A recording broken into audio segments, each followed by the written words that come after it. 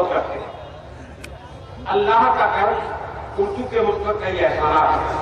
मेरा जी चाहता है कि आज आप तमाम हजरात की मौजूदगी में अपनी जिंदगी के खूबसूरत सच्चाई का एहसास करूं। इसी एहसास के सिलसिले में तुम से आपकी खिदमत में पेश करता हूं। मसला हो गया हो तो मुझे अपनी दुआओं से अतीब है उर्दू के चंद लफ्ज है जब से जबान पर जिक्र कीजिएगा उर्दू के चंद लफ्ज है जब से जबान पर तहजीब मेहरबान है मेरे खानदान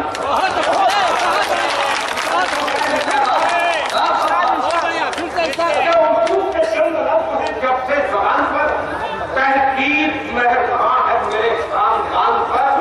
दोस्तों एक बात बताता चलूं, पिछले दिनों इसी सूबे के एक सियासतदान ने उर्दू को दहशत कर सवाल करा।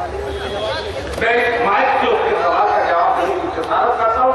मैंने सच्ची और अच्छी बात की हो तो अपना फैसला मुझे सुनाइएगा। मैंने अगेंस्ट किया कि उर्दू के चंद लफ्ज है जब से जबान पर तहजीब मेहरबान है मेरे खानदान पर। मेरी उर्दू को दहशत गर्द जितने भी कहा होगा कि मेरी उर्दू को दहशत गर्द जिसने भी कहा होगा उसे तो अपनी मां का दूध भी कड़वा